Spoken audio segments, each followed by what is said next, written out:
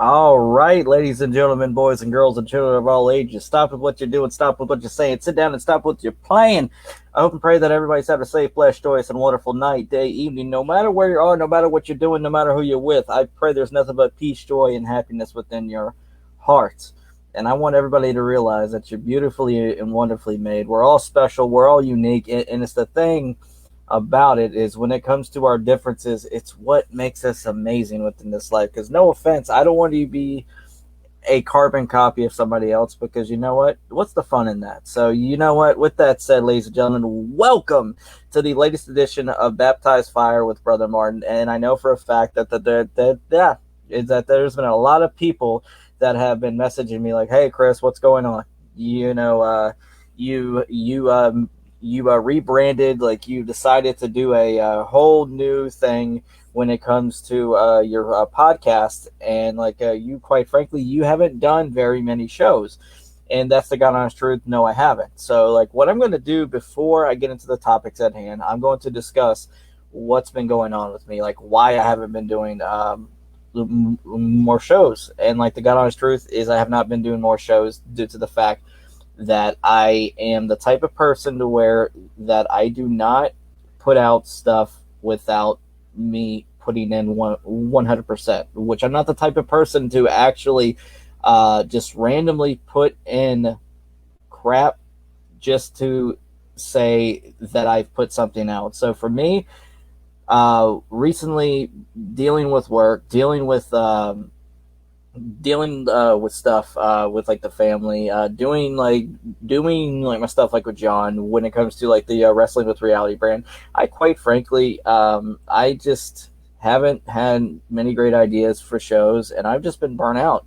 So I've decided to take the approach that I'm going to record when I feel like it. I'm going to record when I feel like I have something to say that could add value. So I just randomly I randomly got a wild hair up me earlier, and I was thinking to myself, you know what? Why not try and put a show out? Because I know people literally they've been bugging the crap out of me lately for it. So I've decided to do that tonight, and which I might put them out weekly, I might put them out monthly. I don't know. Like the God honest truth, this is a passion project, and I'm not doing this to make money. I just want to get my word out. I want to get my piece out. I want to help others through my life experiences. So you're going to see that in various ways. And for me right now, my main focus is family, like work, and dealing with my wrestling with reality brand with John. Those are like my main focuses right now. But you know what? You're going to get more content with the Baptized Fire, baby, because you know what? This is like my stress reliever, so to speak. This is one of my ways that I can get out, stress, anger, a release, so to speak. Not saying I don't get releases in other ways, because boy, howdy I do, because I got a hot fox wife. But you know what? There's other ways to get them. So I just want to say, once again, welcome to the latest edition of Baptized Fire with Christopher. I want you guys to join me. I want you guys to share, like your life experiences with me, because you know what? In my opinion, we are all one massive family. We need to love each other. We need to focus on love. We need to focus on not exploiting shortcomings of others, but helping and recognizing that, hey, this person has a shortcoming, so let's not make fun of it. Let's not attack it. Let's figure out why this person has a shortcoming and help them. And like for me recently, which I've been going through a lot of self-discovery. I've been going through a lot of things when it comes to why recently, especially within the past year, why I've felt the way that I felt. And like the honest truth is that I've been extremely angry over the past year. I've been having a lot of struggles mentally and emotionally, and which that's not only that's affected like my family life, but it's affected just like with my podcasting and some friendships. And the thing about it is that which I've recently, thought that I've burned some bridges, but apparently, people that I've had issues with within the past, I have reached out, and I really want to fix things with them. So that's what I've been doing. I've been trying to fix things with people, and I just want to say that to people out there that I've had problems with, just to let you know that I'm not as bad as you all make me out to be. I'm not a fraud. I'm not a jerk. I'm not a scumbag. I'm none of that. And like most people that know me, that really, really know me, that bother to get to know me, they'll tell you that. Which that I'm a very open book. I am a hothead sometimes. Sometimes I run my mouth. Sometimes I got a habit of thinking before I speak. And, we're human. We all do that. So I've been going through a journey of that recently, trying to, fix and figure out why God he has me in the position that he does. And the thing about it is that one thing that within my spiritual journey that I've learned is that happiness and misery, they have one thing in common, that being that they are a choice. You can choose your misery, you can choose your happiness.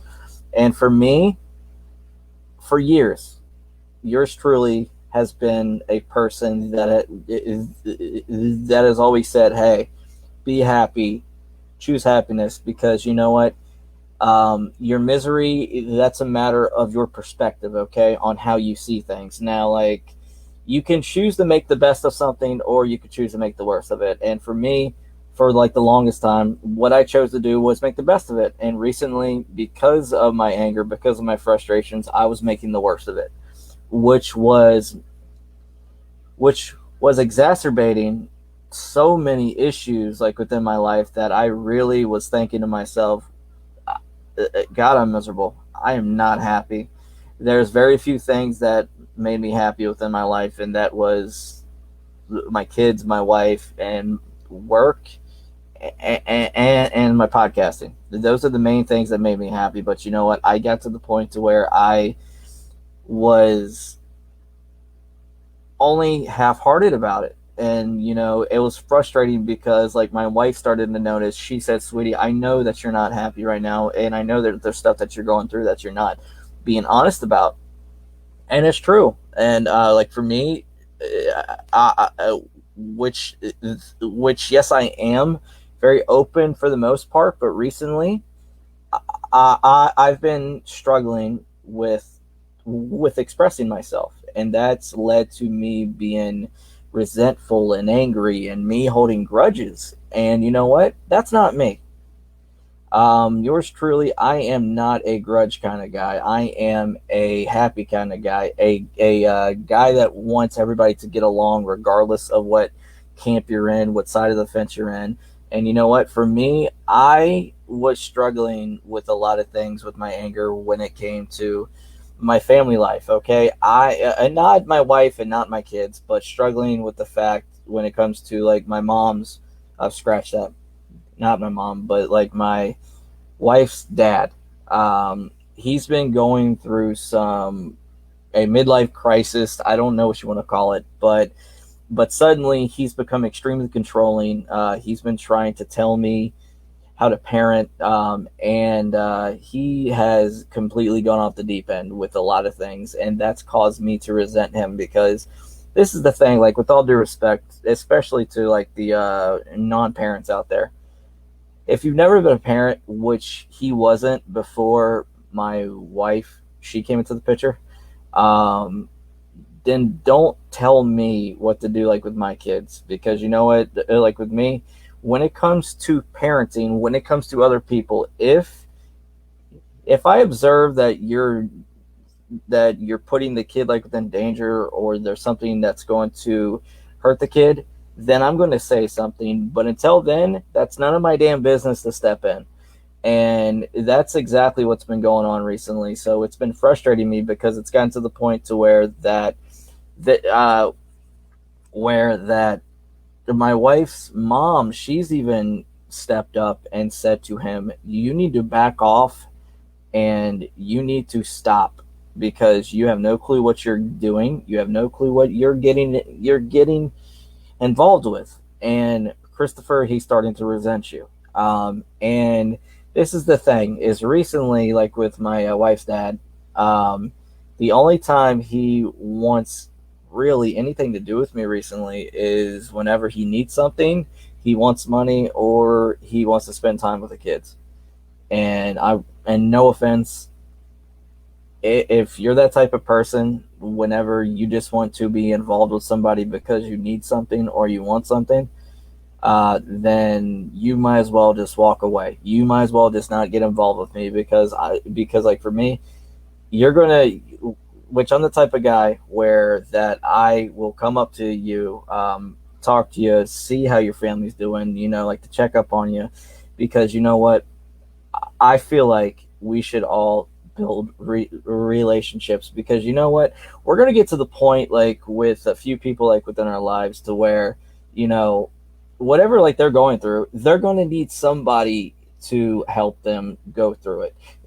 Meaning someone to help them bear the burden, someone to, you know, be there to the shoulder to cry on.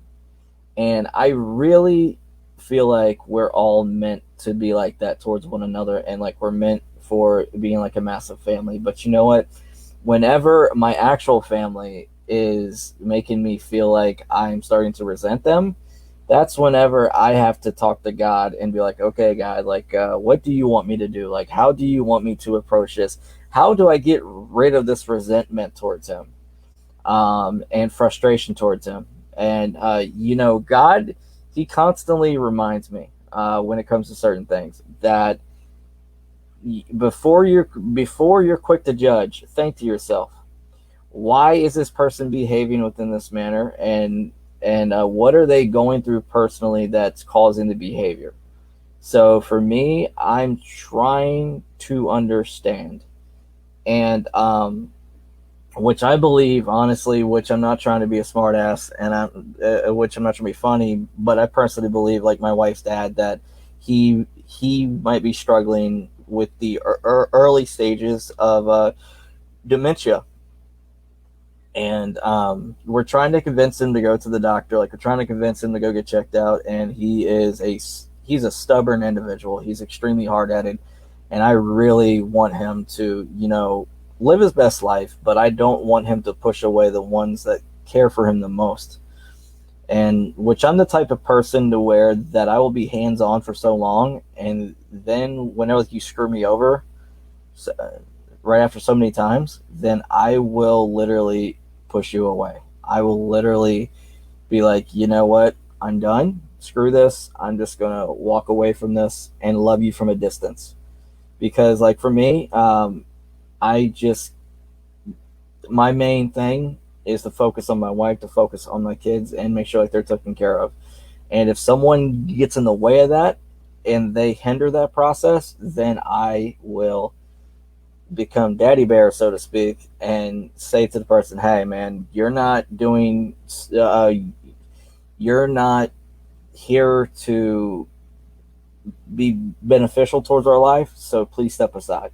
Which I pray that it doesn't get to that point with like my wife's dad, and which I pray that he recognizes that he's struggling and that he needs to get help. So what I ask is for like the people watching tonight, like the people that are going to listen to this on the podcast that's eventually going to come out, please pray for my father-in-law. Please pray that he gets something stuck in his head to where he realizes that he needs to get help, because it's a sad thing to watch. It's a sad thing to witness, and I do want the best for him, but it's extremely frustrating because it's kind of like, God, I want to be mad at him, but I can't, because I know there's something going on that's bigger than me. So, that's one thing recently which I've been struggling with when it comes like to dealing with needing to be patient, needing to be smarter, needing to not be quick to judge. So with that, so guys, just please pray for him, and just please pray for like my family, like for patience and everything else. And like for me, I really want everybody to you know like to get along. I really really do. And I pray that if you guys are going through something like within your families, that you are able to get that strength to call on God for that patience, for understanding, because that's one thing that we lack a lot of the time. We lack understanding, like we lack the willingness to discover why the circumstance is occurring before us. So like we're quick to judge, but like we're not quick to sit back and think, why is this going down? You know, and that's where the choice of misery and happiness like that comes into play, because we could choose like the negative route and be quick to judge, or we could choose like the the understanding route, which leads to happiness. So I'm just saying, guys, I really, really want you guys like to pray for that. And also as well, I just want to say that I've recently reconnected with a gentleman that he's actually encouraged me to start recording more frequently, and that's Mr. Mike Durban. As you guys know, I have it's quite an interesting history with this gentleman. And when it comes to like my podcasting, which for the people that don't know, Mike was one of the main people that helped get me started in podcasting. Right after I started the original show, which was Inspired with Christopher, Mike was the one that got me on my first ever brand, which was the Russo YouTube brand. And then he and then that he had a friendship with like my current partner and best friend John Wanglin, and that led to John hearing my show, and that led to me joining John's brand. So, you know, Mike played a massive role in that, and me and Mike, we were good friends. I really, really, really deeply care for the guy, which I still do. And then it got to the point to where he helped make a show called Get My Go, and I became extremely pissed off, extremely resentful, and very angry towards him when it came to that show, because this is the thing. I mean, which I am all for jokes, and yes, I do laugh at myself, because hell, like you can see like right here, which I'm the number one stuttering wrestling podcaster, and that's a fact, Jack. I am. And which I'm willing like to laugh at myself and joke around, which I have no problem with that. But when it goes from laughing and joking to downright maliciousness and hatred, and when it comes to people getting involved within my life to where they're calling my job and they're reporting and stating that I'm touching children or this or that or whatever, that's whenever I get to the point to where I'm like, you know what, something needs to be said. So like from that point, which I became extremely resentful towards Mike, because he was the one that ran the show. And like basically like the show was it was which is essentially a show that's a tribute to me and John Wangland. And basically they critique every single thing we say, do, you name it. And the thing about it is that I made the mistake of jumping to conclusions and just jumping to that judgment when it came to anger, rage, and just being pissed off all the time about it. And then it got to the point to where that I just started to ignore it. And then I thought to myself, you know what? Problems don't get solved by ignoring them. They get solved by addressing them. So what I did was, wait, hold on a second. Recently, Mike, he reached out to me. And he spoke to me. And And right now, like, we're doing good. Uh, we are civil towards each other. I really, really want nothing but the best for the guy. He's extremely talented, and I genuinely care for him. I really, really do. I want nothing but the best for him, and I really want this hostility, this rage, and this anger that the followers of this show have to go away. Because, like, the God honest truth about it is that whenever you joke around about somebody, like, that's cool. I mean, which I get it. But whenever you take it to the point to where you're obsessing about it and the first thing you think about as soon as you wake up is that, then you need to think to yourself, within my life, do I really have a grasp on what's important? Where are my priorities? Are they straightened within my life? Because you know what? If I'm assessing over a person that I've never even met before, and I just go based off what this show says, then you know what? That's a sad commentary on my life. Which I've gotten to the point now to where that I'm comfortable with the show. And I really get it now. I mean, because you know what? You're not going to, like the majority of them, they're not being malicious towards me. And they're just joking, which I get it. And which I'm cool with that now, which I'm cool with Joe. I'm cool with Husey. I'm cool with Mike. Within the manner of that they have my blessing. You guys can do whatever you want, and it ain't going to bother me no more, because you know what? Because that's not what God wants me to do. God does not want me to hold grudges. God does not want me to be angry or hold hatred within my heart, because that room that I put in for that, like within my heart, that's room that could be put in for something else that can benefit my family or me or my coworkers or the followers of this show. And my frustration and my resentment, that had a lot to do with why it took me so long to put shows out, because I did not just want to come on this show and bitch and moan and just constantly complain, because you guys don't want to hear about that. You know what I mean? You want to hear stuff that I'm going through, like within my life, like within like the lives of my guests, that could help you with whether it's good, bad, or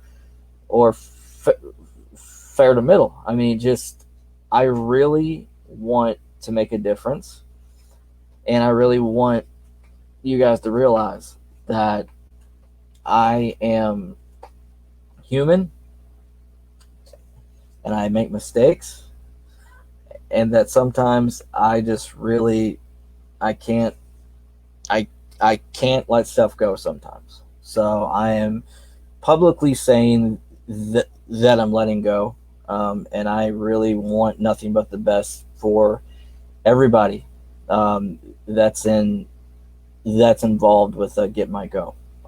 Mike, Husey, and Joe, I definitely pray for you guys. I wish for the best, because like the three of you gentlemen, like, you're extremely talented, and I really want the best for you guys.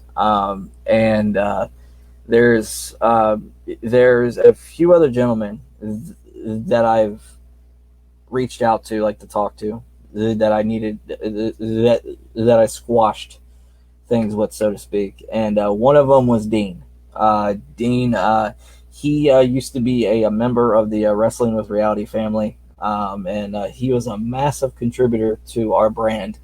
Extremely talented, very funny guy, fucking hilarious. And we kind of had a falling out. Now, the thing about it is that the falling out was more with John and Rob and me, which I just happened to be a part of the brand, and I just felt like the whiplash to it, so to speak. And that led to me siding with John, and me basically sticking up for John, which I'm still going to do, because John, he's been loyal to me since day one, and I am a loyal soldier to him.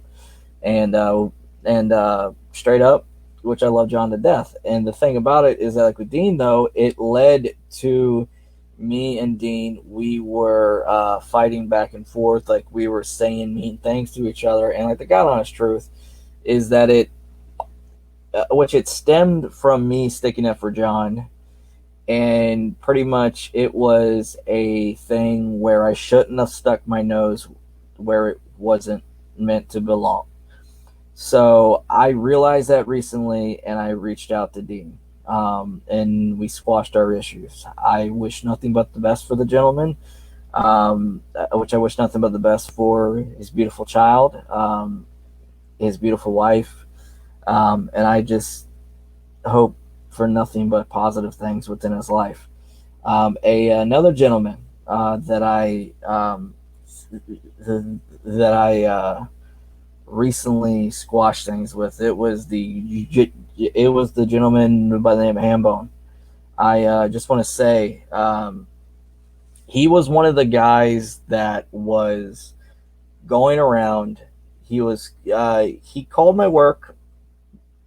He was one of the guys like that called my work. He tried to get me fired. Um, he was one of the guys that was putting gasoline to the fire of the thing, like with me supposedly faking my surgery and all that crap with the GoFundMe. And the God honest truth is that there's no validity to that crap whatsoever. And straight up, long story short, Mr. Hambone, he was a man. He contacted me personally. He contacted John personally, and he apologized like a real man does. He admitted what he did was wrong. It was malicious, and it was extremely non appropriate. And we squashed everything. So from Durban to Dean to Hambone, all talented guys that I rectify things with, that all had the get my go thing that was in common, which I was not a fan of what was going on, but I could have done better when it came to how I responded to it. So like for me, for holding grudges, that was my fault. That was my mistake, and for that, yours truly, I'm sorry. I really want to, you guys to be happy, to have good lives. I went as far as to just maliciously blow these guys up constantly. I just couldn't take it. And you know what? It was to the point to where God once again was calling me out saying, "Hey Chris, you're better than this. You're better than this. You're better than this. You do not need to hold anger towards these people. You need to rectify it. You need to fix it. And like you might not be best friends with them, but you need to know that you've attempted to make peace with these people, no matter what they've done to you." And that's what I'm doing. And there's another gentleman, and which this is extremely controversial because I still personally have a grudge against him, and I really want to forgive him. I do. And that's Mr. Rob Francois. Rad Rob, the guy from the Rad Turtles podcast. He's a former member of the Wrestling with Reality family. And extremely talented guy, don't get me wrong. Very, very great at he's great when it comes like to putting videos together and everything else. Was I personally a fan of his hosting? Not really. He was extremely just he wasn't my cup of tea. Like the guy, he's extremely boring to me. He's his voice extremely obnoxious. But you know what? The fact that he was attempting to chase his dream when it comes like to wrestling podcasting, good for him. I'm cool with that. I'm fine with that. I have no issues with that, which I still wish nothing but the best for him. But whenever you get to the point to where you're literally one of your main things within your life is to to seek out every single post that I make or John makes, and you have to criticize, and you have to have like your little group of people message our cell phones and like to start drama and just all kinds of crap. That's whenever like you got to get to the point to where you got to think to yourself, you know what? Is it really worth me wasting my time obsessing and holding a grudge over something or someone that I had a falling out with? This is the thing, Rob, which I'm gonna be honest with you. I do care for you. I really do. Because you were one of the gentlemen that gave me a chance on the Wrestling with Reality brand. I'm grateful for that because guess what? Back then, you and John, you guys like were 50-50 to where whatever decision John wanted to make, you had to agree to it. And you agreed to have me on the brand, which that I will forever be grateful for. But you also became extremely standoffish, extremely hateful, and for some reason, and I don't know what your main problem with me is personally. I don't know what it is because you've never directly came to me to talk to me personally. But I really hope that you can get that anger out of you, that rage, that hostility, whatever it is, because believe me, if you're man enough to come to us and talk to us directly and squash this, I promise you, you'll feel a hell of a lot better, brother. You will. I really want this to end, this feud, whatever you want to call it, this obsession you have. Because, Rob, this is the thing. Like, the longer you stretch something out, the more damage you're going to cause. Like, the more damage you're going to cause, it's going to get to the point where people that you love, they're going to get put within a position that they don't want to be put in, man. And it's just kind of like, which I know for me, whenever a great example, whenever people like were calling my job, that put my wife and my children within a position to potentially be homeless because I could have lost my job. Dude, I'm just telling you, your negative messages that you're constantly posting, your obsession with us, dude, I really hope that you don't make it so bad to the point to where that it costs you things within your life. Because this is the thing, man, which I know about obsessions. I know about addictions because I'm a former drug addict. I used to be addicted to pain medications. I was addicted for years. And it got to the point to where I had to call on God and my wife. She said to me that if you don't get your shit together, you're going to lose your family. So I had to, think to myself, what's the most important thing within my life? And that's my family. So I chose to go get help and get sober, which I've been sober for 3 years now. And I'm extremely grateful for that. I'm extremely blessed for that. Like that God's given me the strength to deal with it. God's given me the strength to cope with it. And you know what? That's another great example of, that sometimes your decisions don't just affect you, they affect the ones that you love the most. When it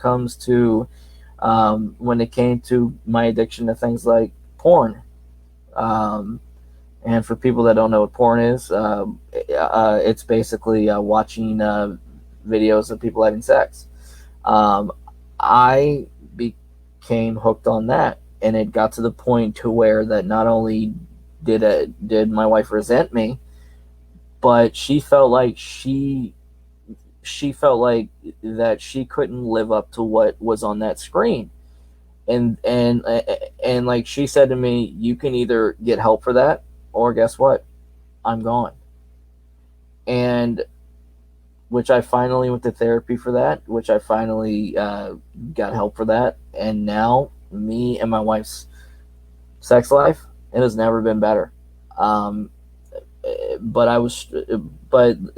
like my point is is that, certain things within your life can stop you from going where God wants you to be.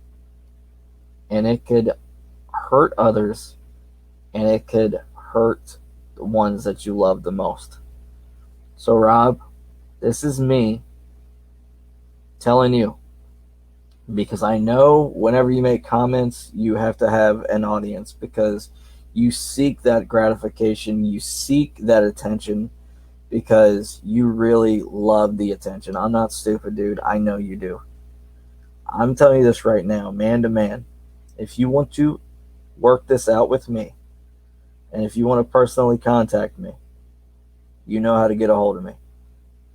Because I sincerely want to squash this beef with you. I sincerely want to get this over with, because I want nothing but the best for you. And I know what's going to happen with this episode. There's people that are going to spin it within like their own narratives, like within like their own way. But you know what? I don't care. I'm being open, honest, and blunt. I have nothing to hide. And I really want nothing but the best for you, Rob.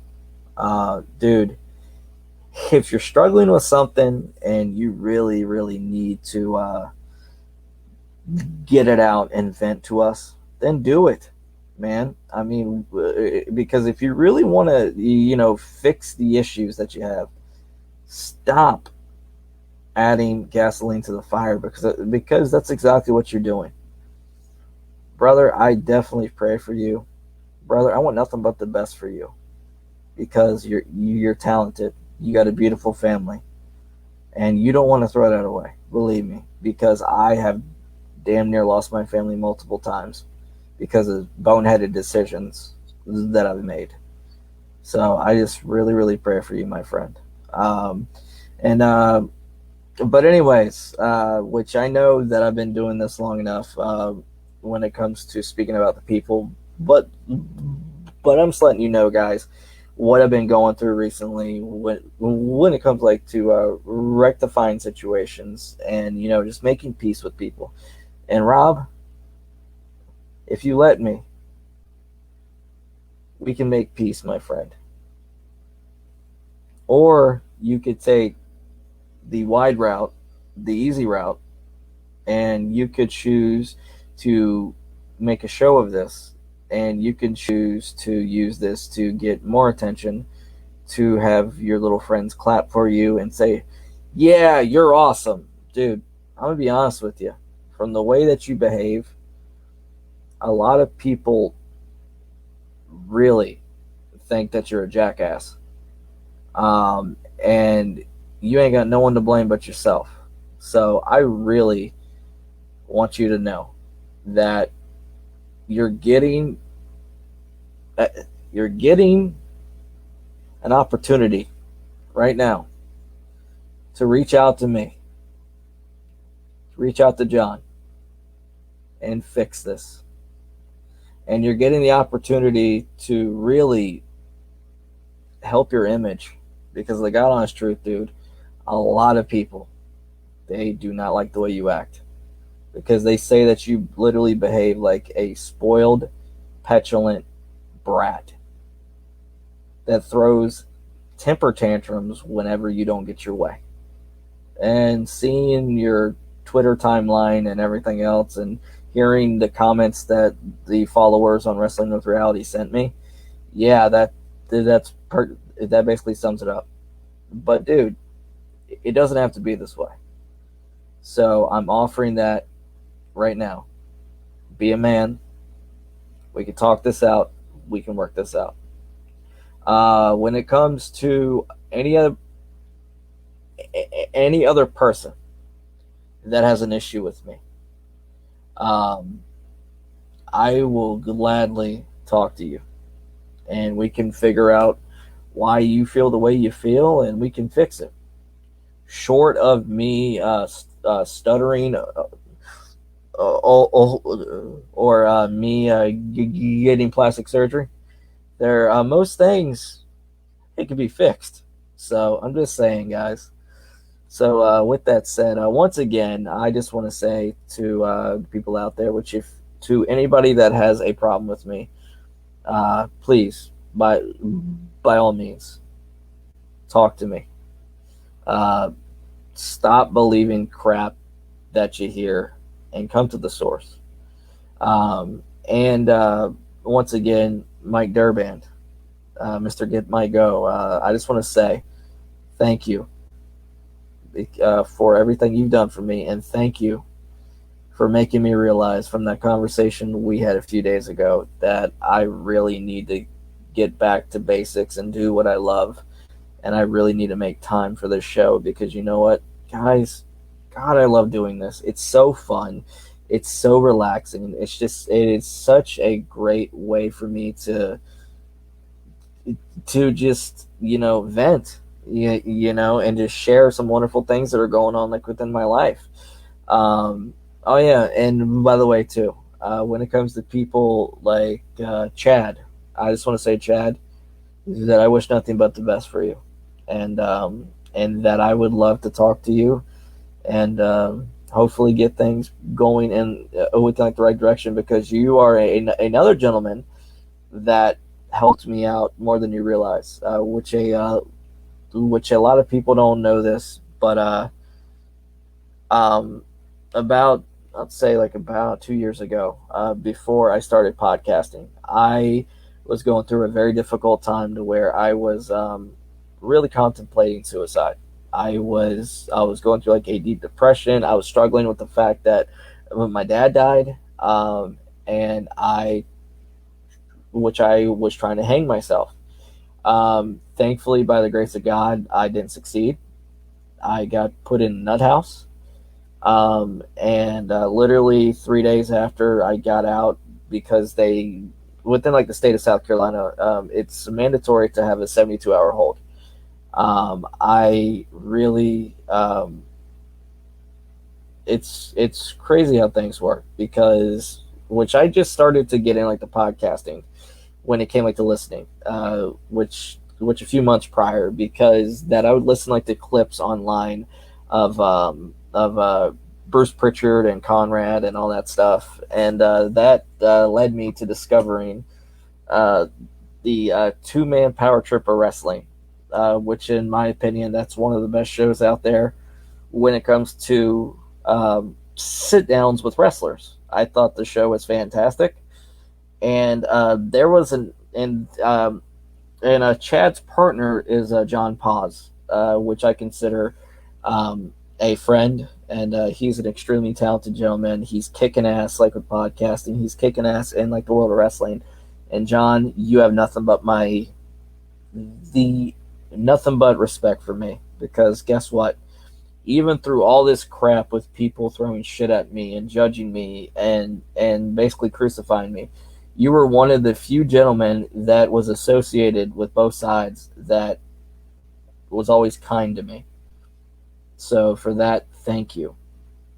So like the two-man power trip wrestling show, which was my favorite sit-down wrestler show, when it came to um, interviews.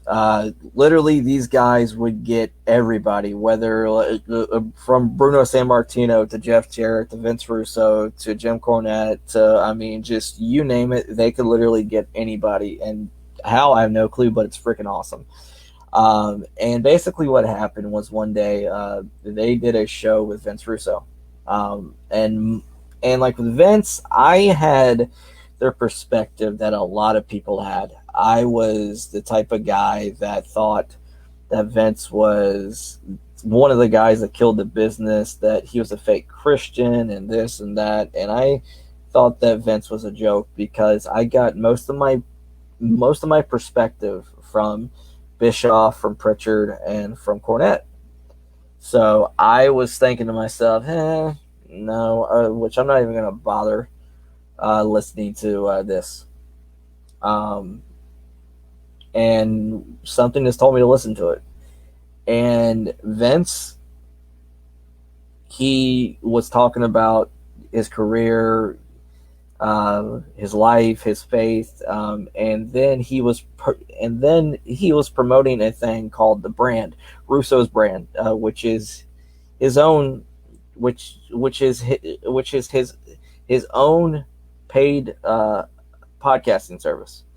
And Vince, um, he was talking about like his faith and everything else, and that led me to signing up for the brand.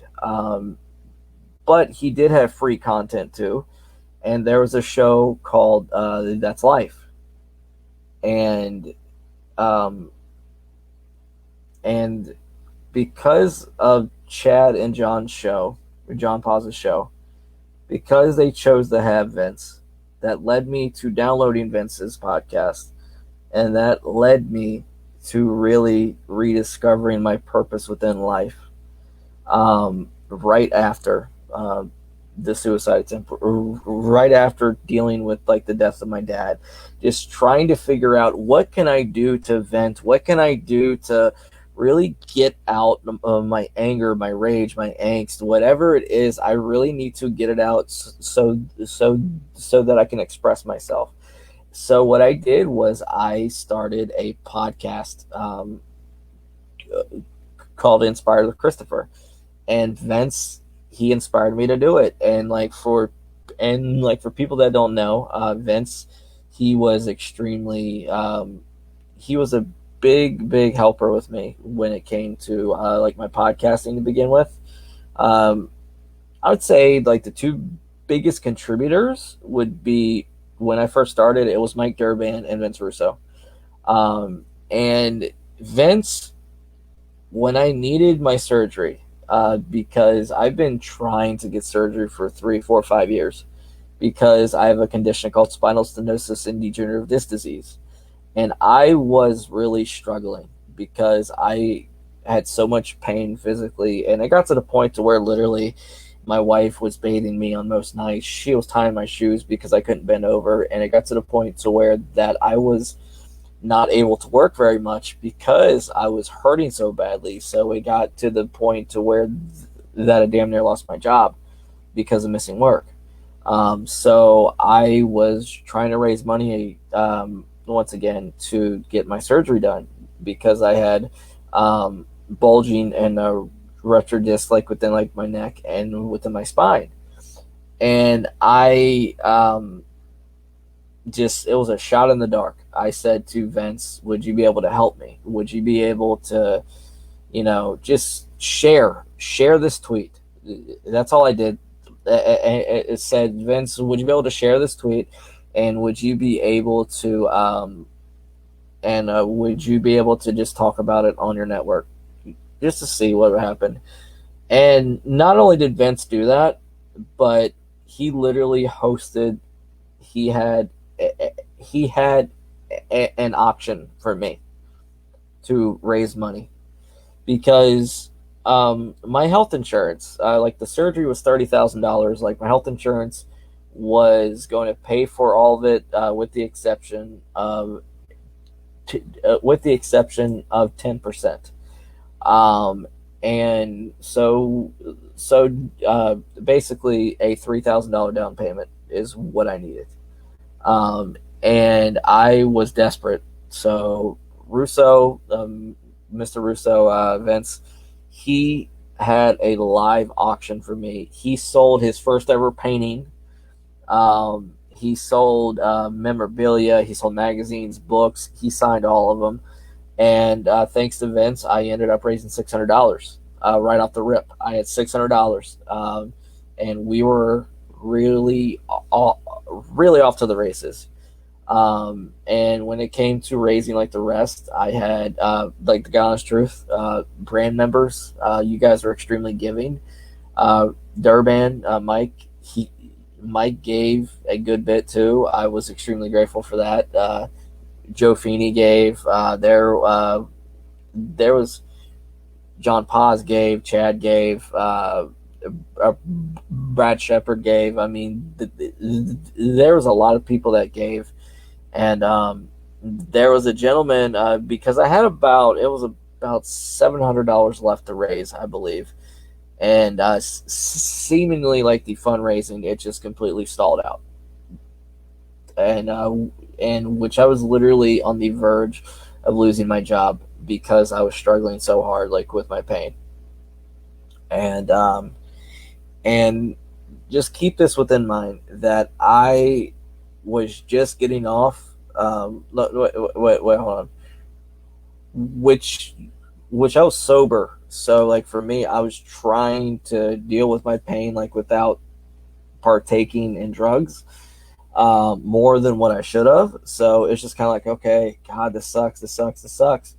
So there was a gentleman that he came in, he paid the rest of it, and which I'm not gonna say his name publicly because I don't want you guys to hate tweet him and this and that or the other. But yeah, there was a gentleman that came in, he paid the rest, and I was able to get my surgery. So I was extremely grateful for that.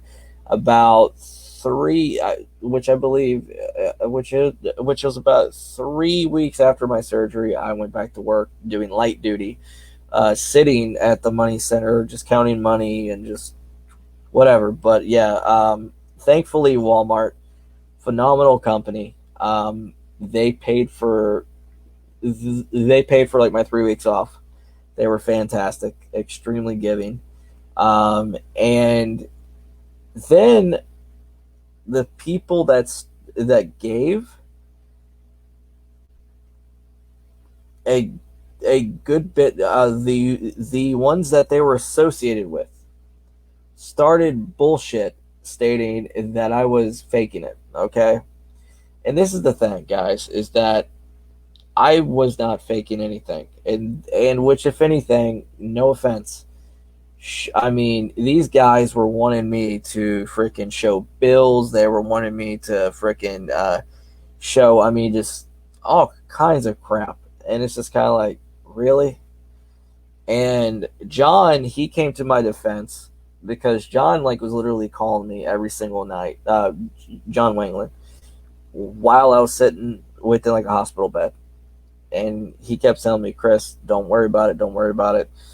You just need to worry when it comes to your recovery, because he warned me saying, dude, there's people, the ones that give, so many of them, not all of them, but so many of them, they're going to give and they're going to expect blood, so to speak. And like, they're going to want you to pretty much, you know, expose everything when it comes to like your body and just so many different things just to prove it. And like, my thing about it is that, okay, whenever you give to a charity, let's say that like there's a legitimate one, because like there's not very many of them. Let's say like you're giving to the American Breast Cancer Society or something like that. I don't know. Do you expect the people that you're giving to prove to you that the money that you're giving is going straight to them by them saying, "Hey, here's the picture of like the female who who had a mastectomy that you helped pay for." No offense, but sometimes you just got to take someone right at their word, because I'm a very private person when it comes to my body. Because you know what, short of me going to somewhere like the water park, which I'm so private to where the only person that could see my body is my wife, because I'm that deep within my beliefs. So I really, really pray, and that's partially what started the people's so many people's freaking their problems towards me, because because I didn't supposedly show proof. Well, like the God honest truth, guys, the proof is in the pudding, because whether you like it or not, your contributions have led me to having the best work year of my life when it comes to money, when it comes to my position, everything. And, whether you like it or not, with what you gave, it really, really helped me. So thank you to everybody out there. Thank you so much. I do appreciate it. And, which if you're still holding that grudge, I'm sorry that you feel the way you feel. Just let it go and move on. By God, life's too short. Um, but anyways, which I'm going around my asshole to get to my elbow here. But anyways, when it came to Vince, he went above and beyond for me. He was helpful to me so much, and I really was really appreciative. And let's just say that I was a loyal Russo supporter, a Russo mark, I guess you could say, which I still support the guy now. Now, now am I as involved as I used to be? No, I'm not. By no means. Simply due to the fact that his followers put a bad taste within my mouth because of the whole thing with the false accusations, the crap with them slandering, like the Wrestling with Reality brand, like the crap with them calling my job, and I mean just so much stuff, which I know Russo had nothing to do with. I know that for a fact, but still, the fact that so I love from a distance, so to speak, and I really wanted everybody to get along. I really, really did. And then there's the falling out with the Wrestling with Reality, the crew. You had Rob, Corey, you had God, I'm bad with names.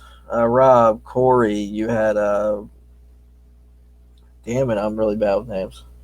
Rob, Corey.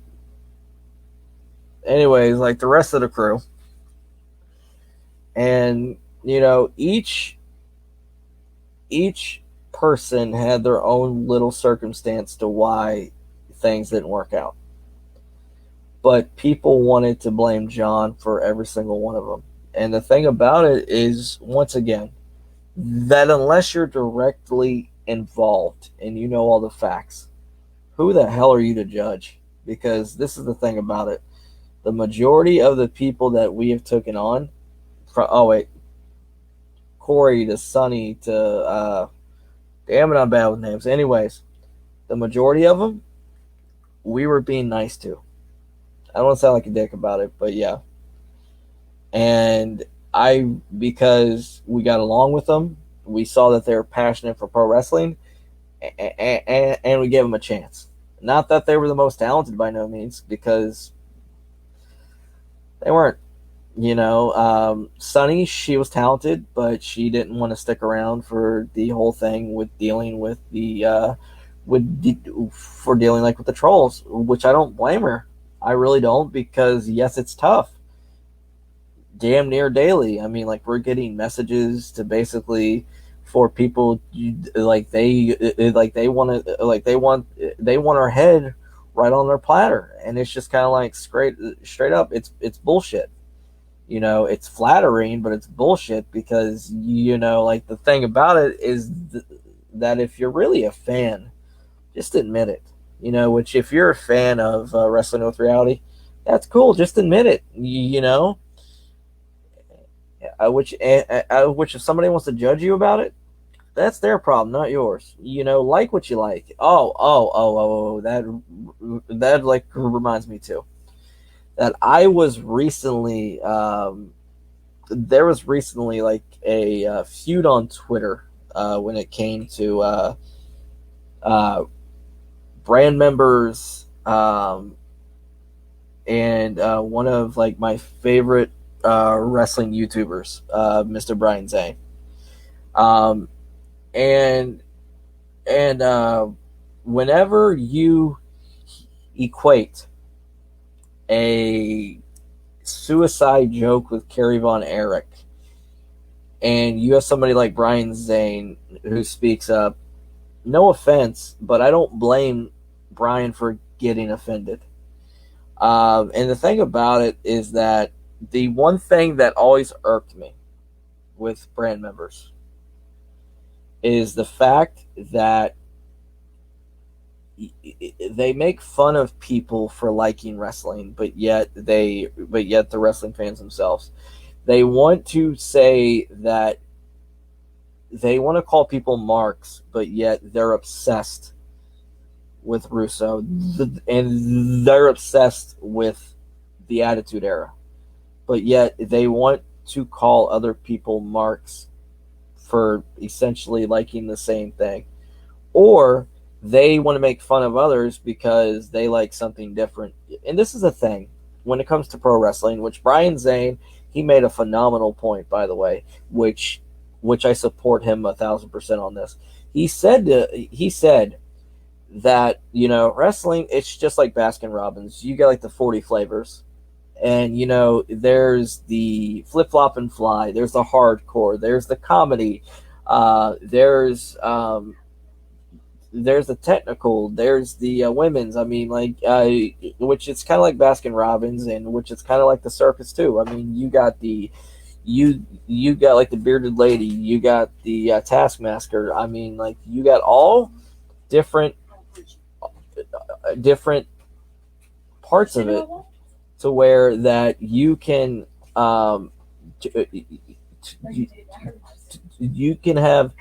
you got different parts that make the show great, okay? And the fact that you want to pass judgment on others because they like different parts of it, that's stupid, that's ignorant, and it's just fucking retarded.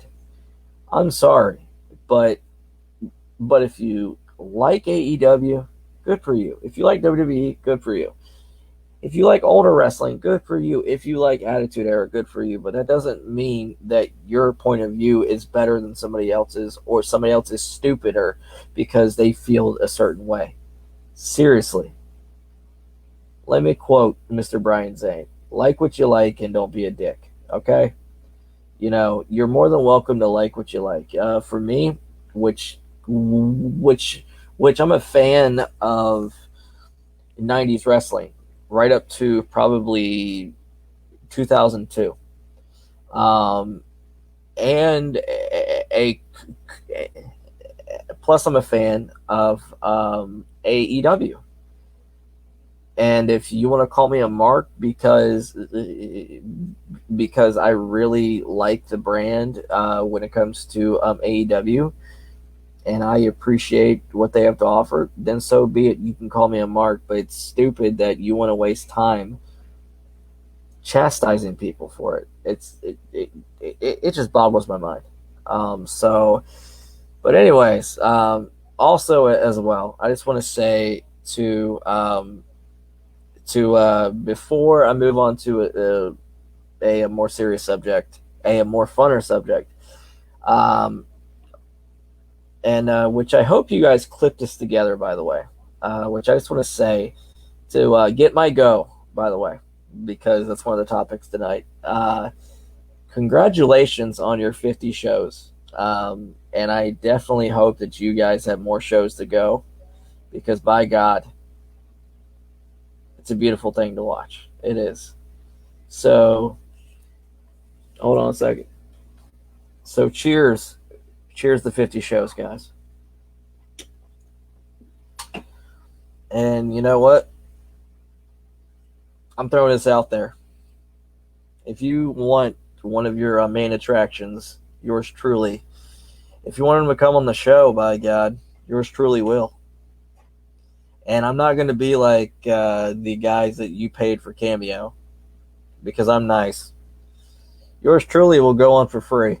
So, just saying. And by God, just really quick, if you guys think that you're pulling one over, and once again, let me reinforce this point, that I want nothing but the best for you guys. Don't get me wrong. But be open and be honest and be truthful, because you're going to get further that way.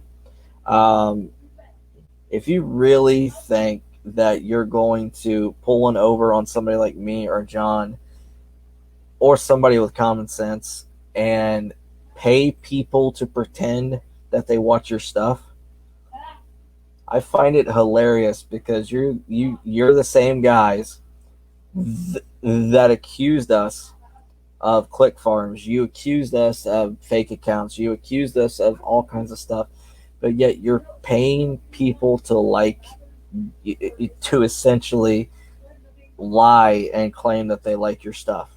I'm just saying, guys, just be open and be honest. But yeah, I just really wanted to point that out. So yeah, and by the way, too, you guys need to really have a better I gotta get here. for, sweetie, for what? I just need to get my shelf.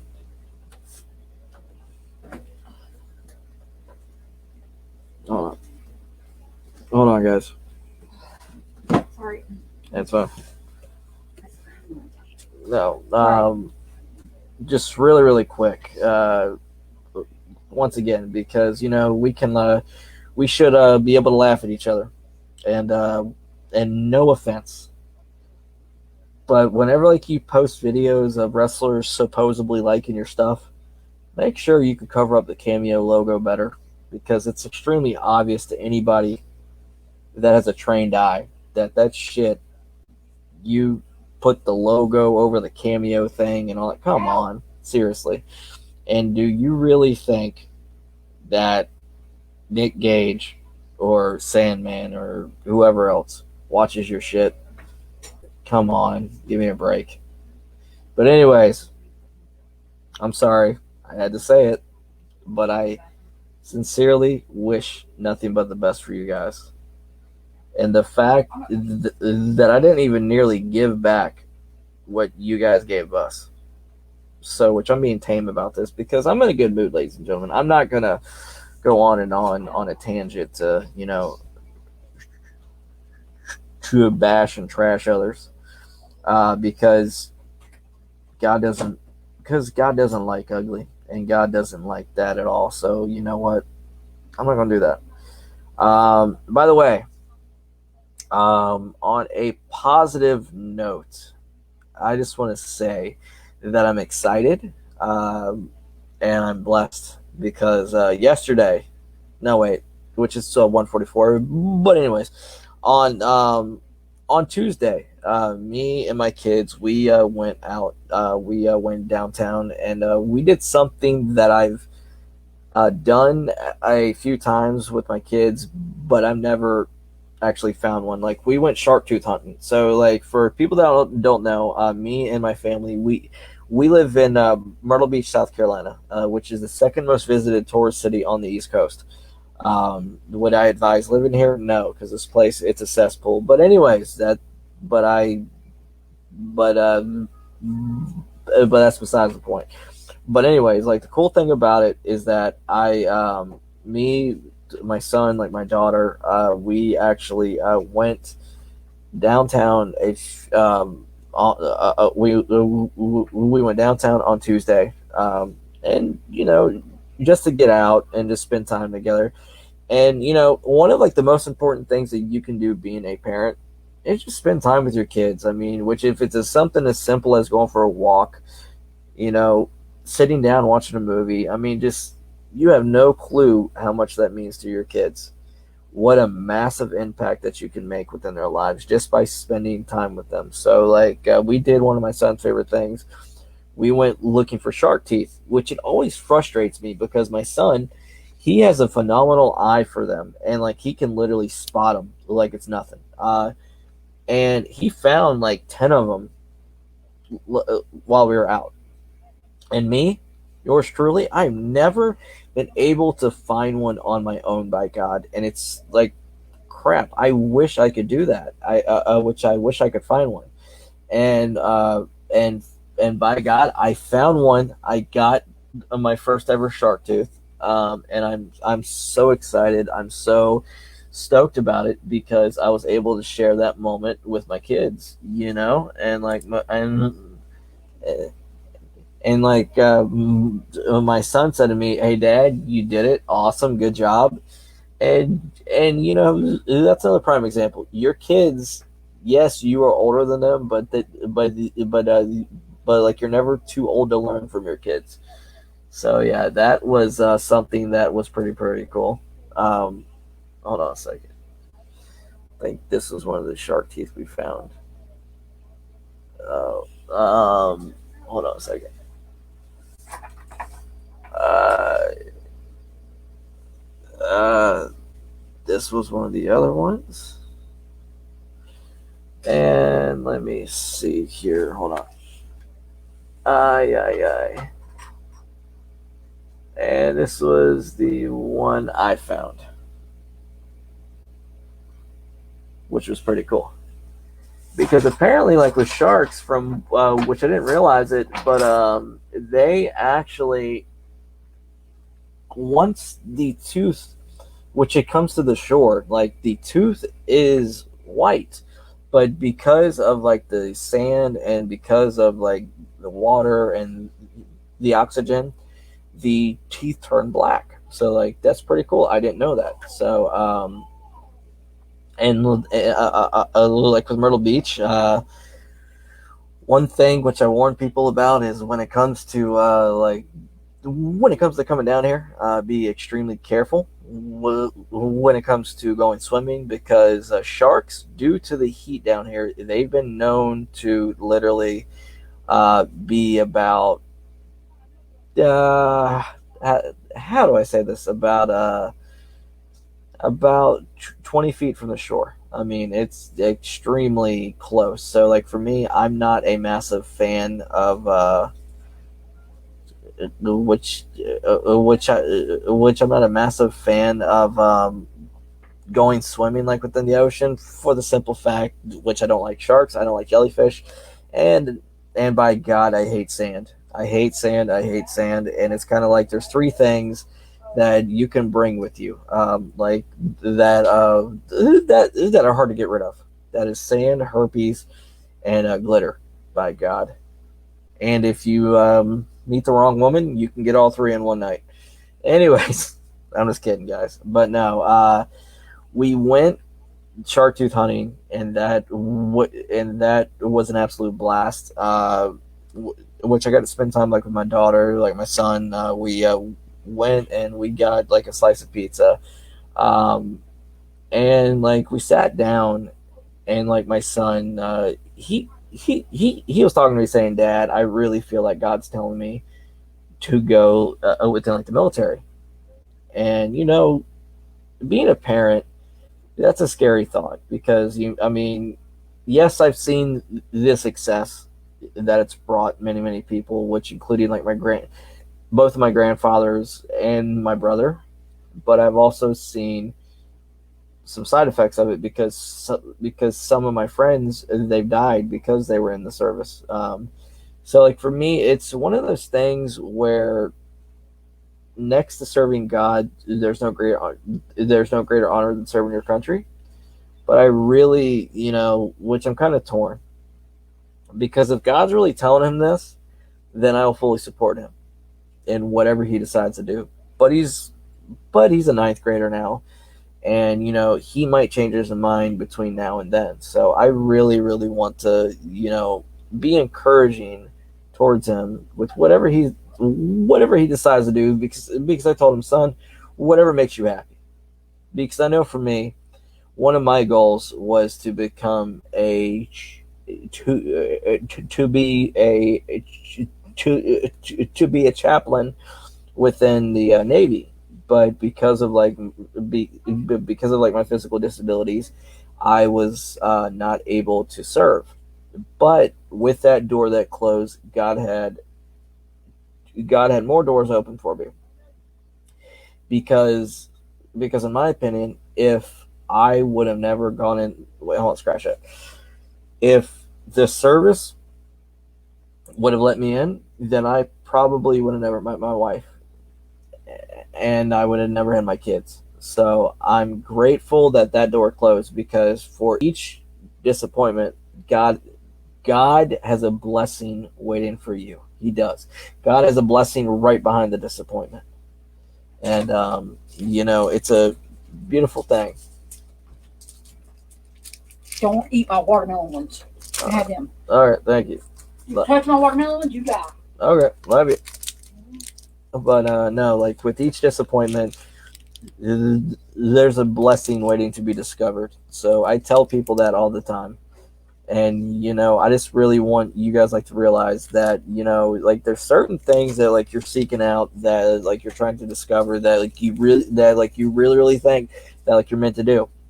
But if it doesn't happen, don't think to yourself, my life is over. Think to yourself, okay, God, what do you want me to do with this? Because I know that this isn't the end. This is only the beginning to somewhere else that you want me to go.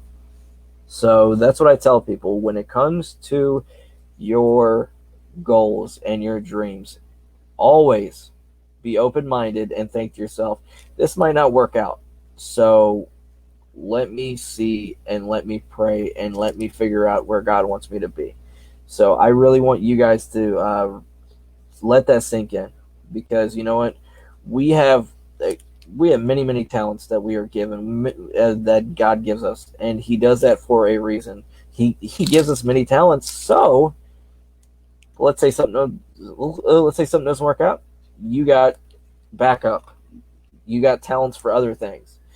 And those talents that you might not be able to use because of that closed door, you might use it for something else that you were meant to do, that could help, that you can mix together. So, like, I'm just saying, guys, always be open minded about it. Always don't be pessimistic. Don't be negative. Don't think to yourself, oh man, is this really, really sucks. Think to yourself, okay, why am I going through this, and what can God do to strengthen me? What can God do to help me?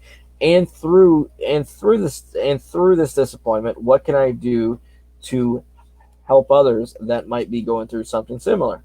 That's and two, and like my dad, he always told me that, son, that I've gone through my trials, that I've gone through my tribulations, so you didn't have to. And so he could teach me, so he can warn me, which I'm a firm believer that we go through those so we can learn to not just help ourselves, but to help others within our journey. So I'm just saying, guys, be open to expressing like your disappointments. Be open to expressing your shortcomings, because you're meant to share them so you can help others. And like for me, which I do that constantly, whether it's at home, whether which is at work. I mean, I like with my struggles, I do, because like the thing about it is that which I might not have the answer with certain things, but by me sharing with somebody, they might be going through something similar, and they might be able to help me through what they're going through, because of the similarities. So always be open with your be willing to be willing to be willing to communicate your shortcomings, your dreams, your everything, because you really have the opportunity to help others with it. So yeah, I just want to let people know that really, we are all meant to be social creatures. I'm just listening. All right, all right. We are all meant. We are social creatures. We are not meant to be. Um, we are not meant. We're not supposed to be alone. We're not supposed to shut people out. And that's normally when trouble brews, because I know for me, which I have a bad habit of, whenever things bother me, that I either let it um, Manifest. manifest, or I Take it out on the wrong person. take it out. Admit it. Yes, or I take it out on like my friends, like my wife. I mean, just Mostly me. and like the thing about it is that that's not a good thing, guys. So like my thing about it, which I'm working on myself. If you really if you're really going through something, you need to talk about it right away. and that's something that yours truly is working on. Talk about it right away, because that could lead to it being solved quicker and normally more peacefully, because like Makes you feel better. yeah, it makes you feel better. So that's another piece of advice for people. Which if you got something that you're going through, speak about it.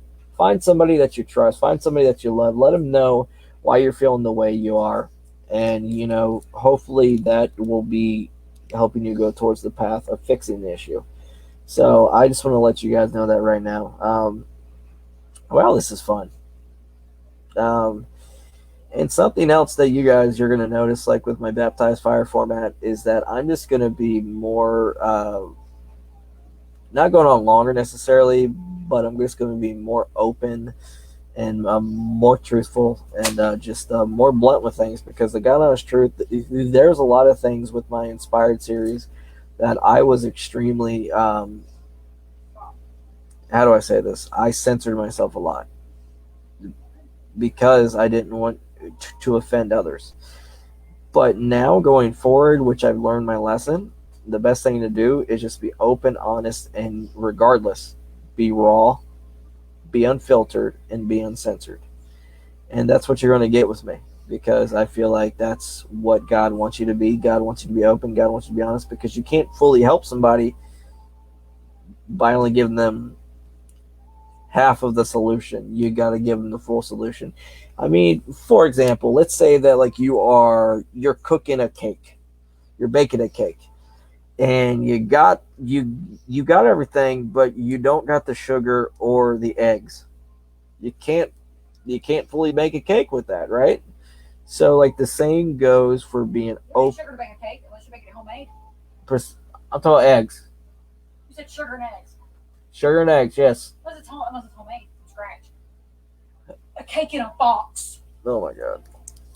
Anyways, what I'm saying is that you need to be fully open and be transparent 100% to fully get help, or to get help, or to help others with things that they might be going through. So guys, I'm just saying. And when it comes to my baptized fire show, I'm excited just to see where this goes. Now you're not going to have me, um, you're which I'm not going to be doing this weekly. I'm not, because I am not going to limit myself to putting crap out just for the sake of a deadline. You're going to be seeing this show by me just when I feel like it. So, but I hope and pray, especially when I do like my live shows, that you guys join me, that you can participate, and which I have an open door policy. Every single person that's seeing this or hearing this, you're more than welcome to come on my show. Now, if you have a problem with me, we can resolve this stuff publicly, whatever you want to do, privately, whatever you want to do, because I want everybody to seriously have peace within their hearts. And we need to resolve these issues, and we need to, water right under the bridge and move on. Now, if that means that you guys never talk to me again afterwards, then so be it.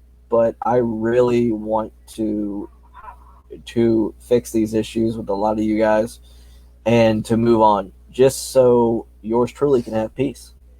And I hope that could lead to you guys having peace, which could lead to ultimately more opportunities within your life. Because like I said, God don't like ugly, and Lord knows I've had my struggles with that. But I'm just telling you that right now. You guys are beautifully and wonderfully made. You guys are all talented. I want everybody to really focus on why they're here, their purpose, because the fact that you woke up this morning, God's got a reason for you. God's got a purpose for you. You're here by divine design. You're not here by mistake. You're here to make an impact. And I'm a firm believer in that forever and always. I am. So what I'm going to do too is I'm going to speak about my dad for a second. The date that I'm making this on, I believe it is. Hold on a second. It's 2:02 in the morning. It's July 1st. And my dad's birthday is on July 3rd. He would have been, I believe, it is 50. It's either 58 or 59. Wait, hold on. Yours and Larry's. I mean, your dad's and Larry's. 59 actually. He was born July 3rd, 1962. And which it's going to be a bittersweet day for me, guys, because honestly, I'm extremely grateful for my dad. The contributions he's made to my life are unbelievably amazing. I Immeasurable. He was hands down one of my biggest supporters, besides my mom. He always stuck up for me. He always defended me. He was always there for like my ball games. When it came to my disabilities, he was he was my biggest advocate. He went to bat for me when it came to people making fun of me, when it came to my disabilities, when it came to my learning struggles in school. He was always there for me. He There were times whenever certain people wanted to give up on me, my dad would literally tell them to go fuck themselves because they had no clue what they were talking about. My dad has cussed out principals because of me, because he believed in me that much, because he saw what was in store when it came to my life. He saw that I was here for a purpose. And you know what? I will always be grateful for the love that my dad showed me. I will always be grateful for the fact that he was my biggest male defender, besides my brother. And even with the struggle, I mean, because guys, which it wasn't easy for like my dad, because like my dad, he struggled with drinking, and the crazy part about it, uh, but he also worked 13 hours a day, and he he would always make time, um, for ball games. He would always make time for the PTA meetings, everything. Whenever like we lived in Baltimore, there were many nights where like my dad was dead dog tired, but we had season tickets to the Baltimore Orioles, and he would say to me, "Hey son, is your homework done? Yeah. Were you good to your mom? Yeah. Did you do your chores? Yeah. Okay. Well, let's go down to the yard." Which like the stadium in Baltimore, it's called Camden Yards. Um, and some of like my best childhood memories was the going to go see the Orioles play, um, and just the fact that just thinking about that, I really, I'm overwhelmed with emotion right now, and he meant so much to me. He really did, and he really made a massive impact on my parenting style, because my dad was very strict with me, but he was very fair, and he had a simple philosophy, with the exception of a roof over your head, food in your stomach, love, and clothes on your back. Nothing else is owed to you. You have to earn the rest. And he said to me, the moment that you can prove to me that you can take care of yourself, that's when we can become friends. But until that moment, you're going to see me being your parent, because parents that start out being friends, in my opinion, that's not a very good combination right there. That's not a very good thing, because normally that leads to selfish, bratty kids who are entitled and they're not prepared for the real world. That's what happens whenever your number one focus is being friends with your kids. And both my kids, very well behaved, straight A kids. Um, and we're constantly being complimented by people because of how well behaved they are and the respect that they show to others. Because guess what? That was partially due to the way my dad raised me. So I just want to say, guys, I would give anything right now just to give my dad a hug.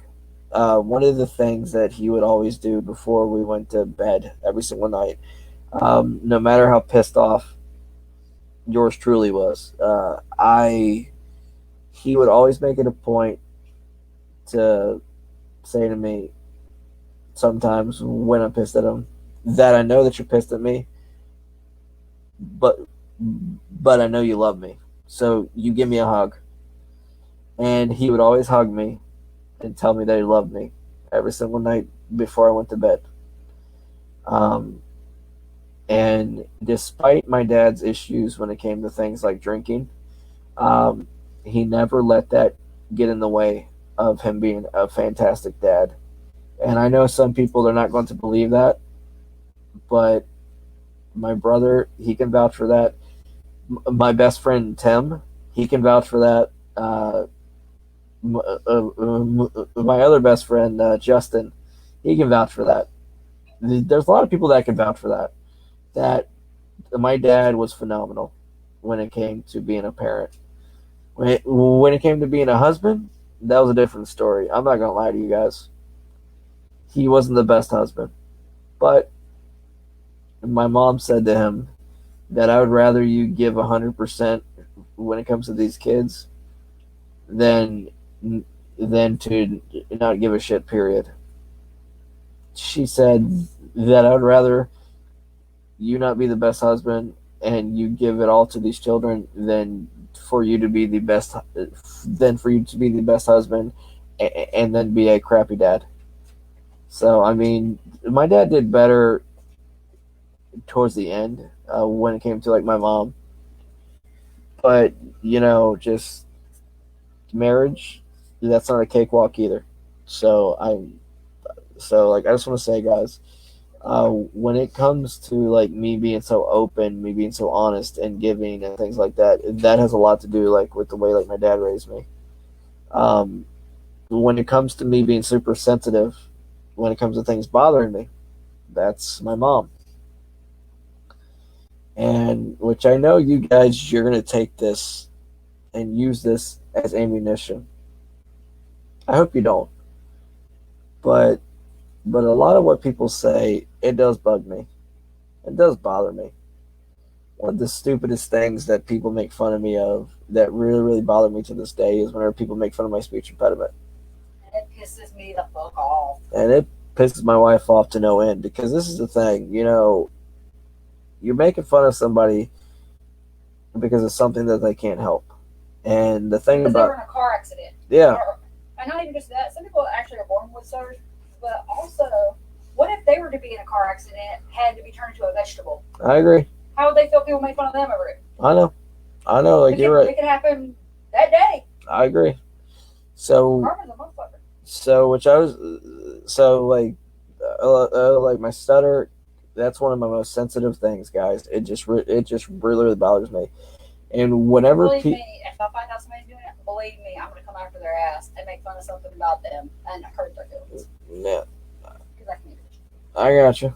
But like the thing is that like for me, people want to make fun of my speech, but yet there's others that compliment me because yours truly has the courage to have the balls to podcast, which I have the balls to stream, because I have the balls to work with the public like I do. Because you know what? I recognize that I'm not going to get rid of all the haters. I'm not going to get rid of everybody that disagrees with me or doesn't like me. But like I said right at the beginning, um, when it comes to misery and happiness. The one thing that you have in common is a choice. You can choose your misery, you can choose your happiness. The main thing is perspective. So what I'm going to do is choose the perspective of these people. They're ignorant and they don't know no better. Mama didn't raise them right. Mama didn't raise them right. So what I'm going to do is not let them have the satisfaction of knowing that it bothers me. What I'm going to do is pray for them, and hopefully God will not not that God like will harm them by no means, but I hope they realize before something serious happens that they're behaving like within that stupid manner. Yeah, believe me, God has the power to do it. And whichever sense that I've become like a dad, I have seen things from a different view, and especially when it comes like the bullying and being picked on and stuff like that. And both my kids, they're they have learning disabilities, but they're smart. They're, James is real smart. they're amazing. Hell, James is like a damn genius. they are preemie babies, and they're small for their age. But you know what? Like they're phenomenal kids. And the fact that people sometimes make fun of them, it pisses me off because Oh God. that's pure T ignorance right there. So once again, like with the whole parenting thing, which I'm going to be doing a full episode on that, by the way, like a parenting. Think to yourself, whenever you're investing with your children, would you rather them be raised by things like YouTube and their peers, or would you be willing to step up and you be the ones that teach them, that dictate what they see, what they hear, and you could take credit for them being fantastic kids? Because guess what? You're gonna have to take responsibility either way. So for me, what I'd rather do is take responsibility for giving a shit and not raising the bullies, rather than get phone calls that my kid's being a jackass. So Oh God. just Our saying, kids, guys. they compliment out at school all the time. Oh yeah, they do. Hell, people at the store compliment. I'm gonna tell your kids are so great. I'm like, So yeah, guys, I just want to say, because I know this is long, but you know what? That's got a lot of stuff that's on my mind tonight. I just really want to get it out and just talk. And I just want to say, when it comes to the wrestling with reality brand, that regardless of whether you guys like it or not, we're not going anywhere. Which as a matter of fact, we're actually doing fairly well right now. And we just have one thing to say, and that's you can't hunt. Wait, scratch that. Don't hunt what you can't kill. And you're not gonna kill us, because you know what? We have a destiny. We have a purpose. We have a path that we're going that's built like a shit brick house. We got a tank that's going through roadblock after roadblock, right after roadblock, because we're destined for great things within the Wrestling with Reality brand. So, once again, to the ones that want to pass judgment, to the ones that want to constantly obsess and like literally spend every waking hour stalking. And my advice, spend your time on shit that actually matters. Stop trying to bother and harass people like me and John, who just simply want to have fun and just be wrestling fans. That's all. That's all we want to do, is we just want to celebrate wrestling because we love it, and we want to build a community, watch it, and just give our opinions on it. That's all we want to do. And for the people that want to celebrate the fact that we've had our little hiccups lately, you know, no offense, but what are you doing like with your life? What are you trying when it comes to doing things to better yourself, or to make others happy? Because honestly, there's a lot of people, especially there's quite a few wrestlers that have messaged us and said thank you because they are grateful that we want to keep the memory of older wrestling alive, because we want to expose the younger generation to what it used to be like. That way they know the history of the business, and and and and that way they look back and they wonder why or how things got to where they are. Straight up, I'm just saying, guys, just leave. Just just stop. Stop with the negativity. Stop with the bullshit. Stop with the hatred. And once again, yours truly, the number one stuttering wrestling podcaster in the world, Brother Martin. There's an open door policy here on Baptized Fire. Anybody that has a different view than me, or doesn't like me, or likes me, or loves me, or hates me, I don't care. I'm more than welcoming to everybody. And we can sit down and we can talk and we can have we can talk like grown adults, not like petulant children. So if you want your audience, you're going to get it. Okay? Just be man enough to speak like a grown adult. That's all I got to say. Really, really, really. And so, once again, before I go, ladies and gentlemen, thank you so much for joining me tonight on Baptized Fire with Brother Martin. I know this went way over. This is damn near 2 hours. But you know what? This is a lot of stuff that's on my mind. And considering there hasn't been a big episode like this in about 4 or 5 months, I guess 4 or 5 months, I don't fucking know.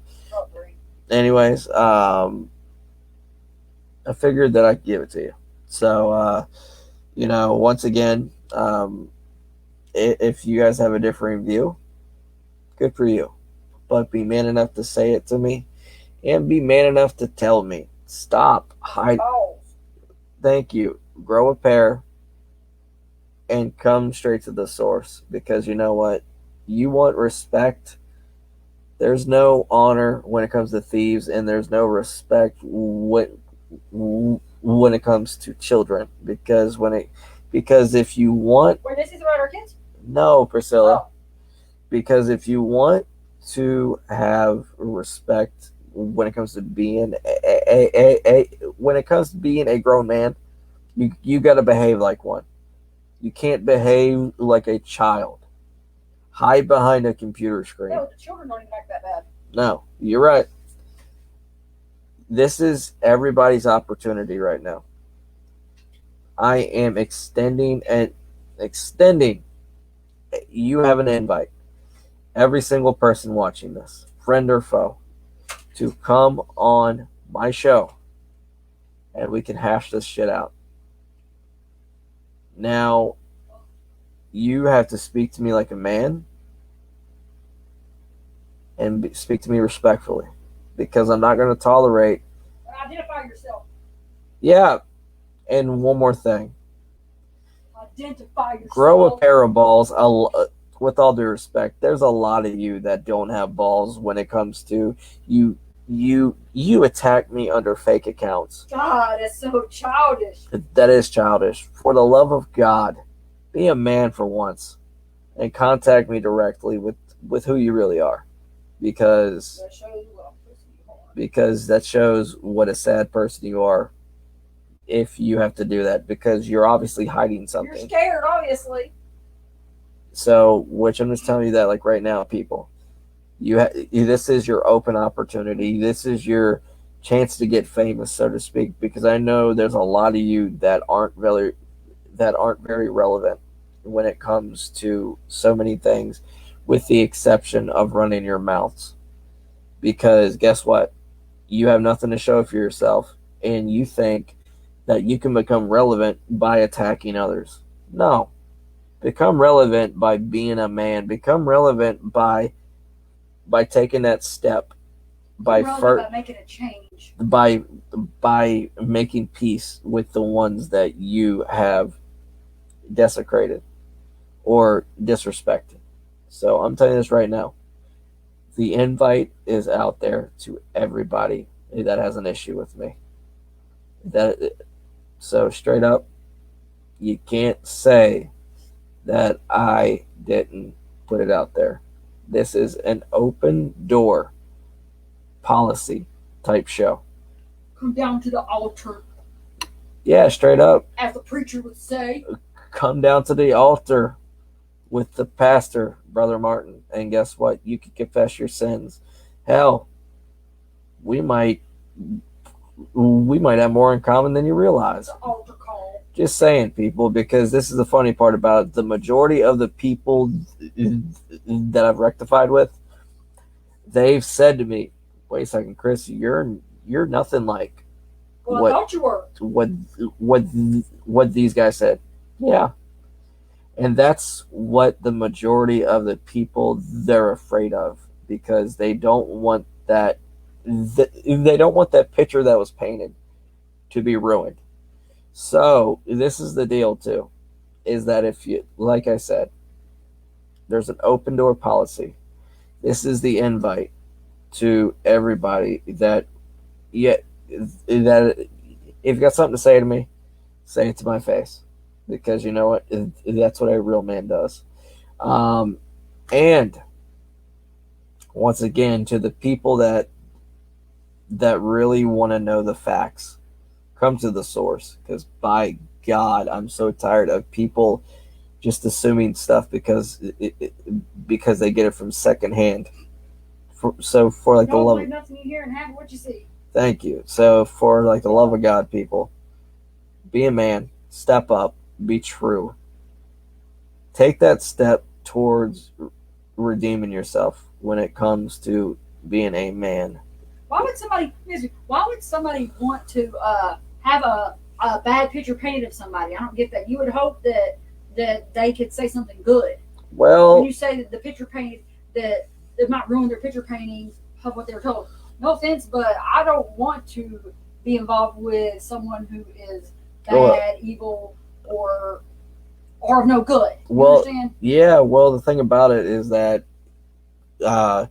you know how they say that misery loves company? Oh, yeah, that's true. It does. Yeah, so like the thing about it is yeah, which I've struggled myself, and which I'm being honest about it. Yeah. I'm not saying so like the thing about it is that, guys, once again, which I've said this 40 times within like the past 2 minutes, you guys have an open opportunity.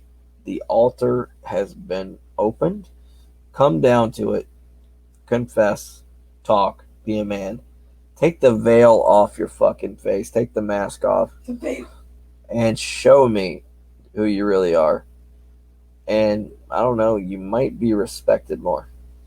Just saying, guys, because like the people that matter the most within my life, they know who I really am, and they respect me because they know who I am. They don't make their judgments based off what random strangers say. They make their judgments. That's what an adult does, actually. Most adults do that. Oh yeah, I know. So with the brain. Yeah, I got you. So I know. So guys, just to let you know that's out there. The invite. Come down to the altar. We're gonna have some fun. Stop taking my saying. Come down to the altar. And by God, like, we're gonna have a blasty blast. So like, I'm just telling you this right now, that everybody is welcome to the altar, baby.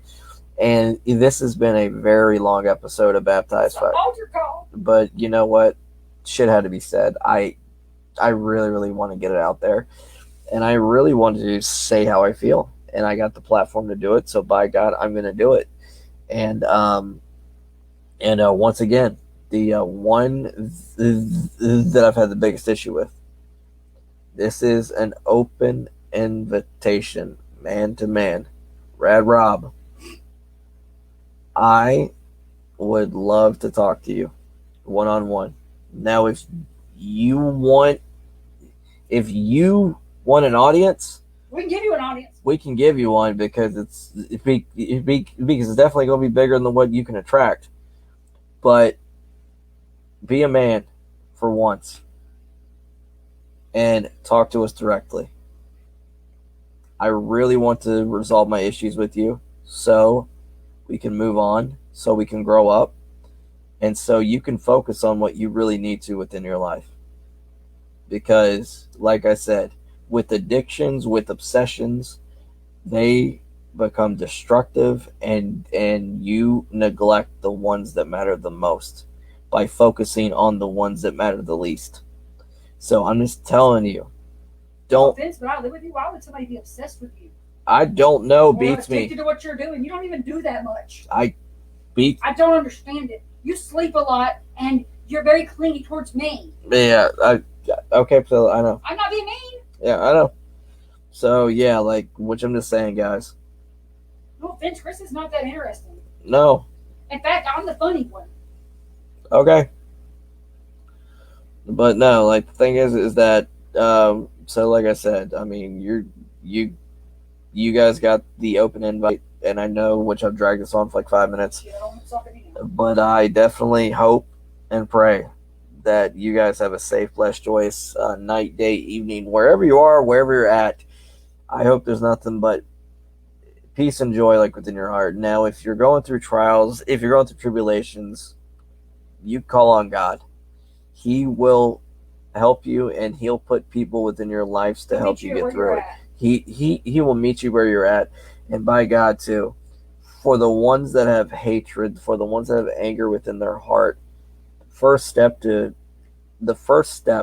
releasing that is to really go to the person that you have the issue with and talk to them. If you can. Which, if you can. Now, if you can't, call God. He will give you the strength to deal with the situation. Because I know for me, there were certain situations where I really did not want to talk to the person, but I realized that it was essential so that I can get over it. So, just saying, guys, just think about it. The door's open. And which I hope and pray that you guys have a safe, blessed, joyous, wonderful day, weekend. 4th of July, baby. It's a wonderful time for butterflies and fireworks butterfly kisses and drinking beer. Starfish wishes, butterfly kisses. And for me, which I'm going to be drinking Yoo-hoo, you guys are probably going to be drinking beer. Whatever you want to do, man. So, like, I just want to say once again, thank you so much for joining me tonight on Baptized Fire with Brother Martin. And once again, to get my go, congratulations on your 50 episodes, because, you know, which I'm flattered. I'm absolutely flattered. John's flattered. The fact that you guys flattered. My wife's flattered. Yeah, like, the fact they made 50 episodes out of nothing. Basically, because, like, we're boring as shit, but it is what it is, guys. I don't know about how bored John is, but, I mean, like I said, we hope and pray for nothing but the best for you guys, because you know what? The majority of you are very, very talented. Just please realize that there's more to life, and that you need to focus on what matters the most. So, which is God and family. So, and all the subjects they could cover and things they could talk about, they choose you to. You guys should be flattered.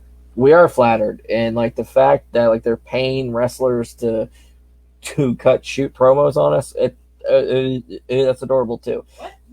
Oh yeah, which I'm going to tell you as soon as I get off here. Anyways, so, like, once again, guys, friend or foe, you're loved, you're valued, you're beautifully and wonderfully made. And the fact that you have breath within your lungs right now, that's God telling you that you have the opportunity to right this ship. That's God telling you that you have the opportunity to fix things with people that you might not necessarily see eye to eye with. So please take that opportunity, because you don't want to live in regret. And because, believe me, that's not a fun place to be. So I'm just telling you guys right now, once again, the door's open. It's wide open, baby. The screen door's open. We got chicken and dumplings cooking. We got freaking we got cold Yoo-hoo sitting in the fridge. I got poison for them. So, like, You're welcome You to might need to pass conversate. out poison for 'em. Let's conversate and let's delegate. Okay, let's do that, and then let's appreciate and get rid of this hate, because hate gets you nowhere. It gets you nowhere. So From the 50 episodes. Yeah. I'm being funny. Well, yeah, which has gotten 50 episodes, and Look what I did. I'm a bully. Well, it's gotten 50 episodes, and it's got them a shrinking audience, and like the majority. I'm an asshole. Well, and like the majority of the accounts that comment Or themselves. Yes, they make fake accounts so they can comment on their own show, but yet they want to criticize us. But anyways, I got my 12 fake accounts, because I got time for that shit. Oh, it's funny. Like they want to criticize family, like with us, but yet no. Wait, scratch that. The Get My Go guys don't do that. You got certain people that want to criticize family when it comes to us spending time with family, but yet they have time to blow on obsessing and fucking just making fake accounts to follow us and all that shit, which we're flattered, but like we're disgusted at the same time. So, anyways, let's focus on making peace, ladies and gentlemen. Family is what matters more than anything. Thank you. Yeah, you're right.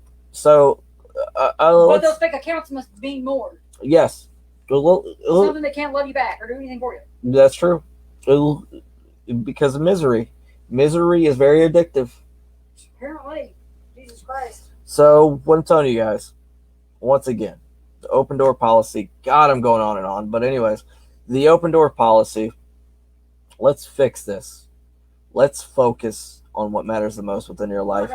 Let's help you get past this problem that you're having with us so you can really go towards what you're really meant to do, like within your life. Because honestly, like I said, if your main focus is to troll me and to troll John, then that means then you have no life. I'm sorry. And I'm not trying to sound like a dick, but yeah, but it's the God honest truth. But I pray for you that you can find purpose. So before I leave, what I'm going to do from now on is do a prayer before the show is over. So like we're going to pray, and I hope that you guys got something out of the show. I know it's long as shit. Do the sinner's prayer for it. Dear God. But no, like the thing is that like we're gonna have some fun, like with a prayer, which I hope that you got something. It's serious, but a joke too. Yeah, you got something right when it comes to this show, that you learned something, that you realized something, that you rediscovered something. Something happened to you within this show that didn't happen prior. Found God. That's what I hope. Whether that's anger, rage, hope, God, whatever it is. No, I really do hope they find God there, really. So, really. Maybe I know. So, like, the thing about it is that just something that you guys find. Because they're very lost. So, they are. Oh, yeah. There's a lot of lost people out there. So, all right, guys, like, we're going to pray, and then, like, we're going to break bread, and then I'm going to go bang my wife. So, like, we're going to have some fun. Because like my wife's, she's chomping at the bit to get some of the stuttering dick. So like I'm just telling you. Yes, you are.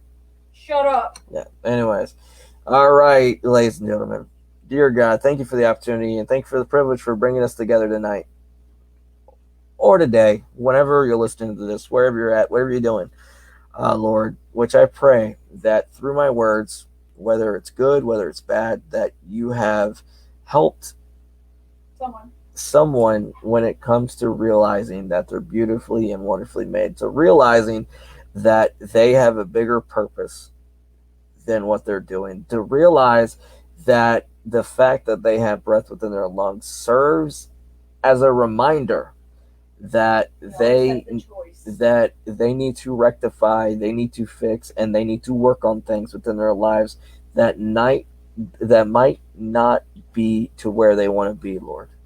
So I pray that God, you bless them, that you make them realize that they are here for a for a massive purpose that's going to that's not only going to benefit you, Lord, but benefit your children greatly. Lord, just please help them see what they cannot see. Show them what they need to be shown and make them realize that this is not a way to carry on within their lives. So, Lord, please, please, please instill purpose. Please take the anger away. And please replace it with love. Because, Lord, even though I have my issues with them, they're still human beings. They're still children of God. And they still have a chance.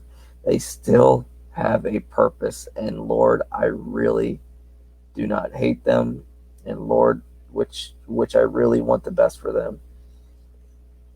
And I ultimately pray, Lord, that you can lead them to rectifying the situations, whether it's with me or with John or with somebody else that they might have hostility towards. So God, please help these individuals with reconciliation. That's the main theme for the night, ladies and gentlemen, is reconciliation. And not only just them, anybody else that's suffering or going through the same thing. And we give this up to your son, Jesus, who sacrificed, who died, and who was sent to make this world a better place. Jesus, amen. So, guys, please take everything that I said seriously. Well, not just them, other people that are struggling. I want this for everybody. Which, if you're struggling, I want you to realize that you are amazing. You're wonderful. You're beautiful. You are so blessed and so gifted that it's a matter of you getting out of your own way to realize it, because sometimes we get in our own way to where we're blinded to what God has for us. So please, for everybody out there, once again, that has hatred, that has hostility, that has anger, let it go. It's not worth it. You only get one life, guys. You only get one life. Don't waste it obsessing over people that, quite frankly, don't matter in the grand scheme of things when it comes to adding to your life. So I'm just saying, because going forward, you're not going to hear me talk about certain groups very much more, and it maybe once or twice, but that's it. This is a show where I'm going to say we're going forward. We're not going backwards. Like, we're not focusing on the past. Like, we're not rehashing the past. We are recognizing the past, and we are going to realize the past, and we're going to rectify the past and move on from where we were to where we are to ultimately where we need to be. So, guys, pretty much a long-term saying for God to throw away what they're chasing after, and for Him to show them what matters. Yeah. Basically, yeah. You guys really need to. You guys really need to focus on what's important, like within your life, because it really, really bothers me. Like, my biggest concern isn't your hatred towards me or your hatred towards John. My big concern is, let's say you get hit by a bus tomorrow. Not that I can't talk, and not sorry. Not that I want that to happen, but let's say one of you guys get hit by a bus and you die, or a fire truck, like that one guy did in our town. Yeah, you're gonna have to answer to God for what you've done. He's pretty forgiving, but He's on to a certain extent. He's very forgiving, but if you have hatred within your heart, God's less forgiving for that. Where there's hatred, God's not there. So yeah, straight up. Because if you have hate within your heart, God's nowhere around. God's nowhere where He's not welcome. So please, guys, I pray that you all take up my invite, take up everything that I'm saying, and please message me so we can fix this, so we can rectify this. I wouldn't beg for him to, babe. I mean, no, which I'm not begging. I get you are bothered. There's been a lot of times where me and you have gotten upset at things they've said and taken it out on me. That's not fair to me. Which I'm not begging. What I'm doing, you're trying to make them see they don't feel, so if something does happen, they don't feel guilty. It's that I'm offering. I got you. This is an offer, guys. Please consider it. And I hope they do, but I would know my breath. I don't think a lot of them will, but I have a feeling. Prideful. But I have a feeling that a few will. So and if they do, it shows that they're a man. So for those few people that want to take me up, thank you, because I know there probably will be a few. So, but for the ones that don't, I continue to pray, because you care more about your pride. You care more about what man thinks rather than what God wants for you, like within your life. Because whenever you have hatred, whenever you have anger, that's going to hold you back from where you need to be within your life, and that's a proven fucking fact.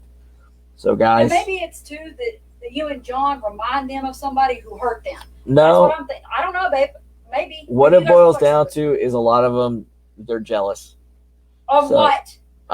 Because John was extremely successful, and like we're successful, and they can't stand. Successful, but okay.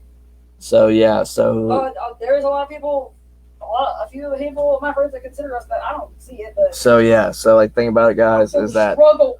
that I really want you to realize that, which if you're jealous because of me and because of John, because like we're doing something with the brand, then you can do something. You're gifted. You're blessed. You have the ability to do things with that you can step outside the box. I mean, the thing. So stop, please.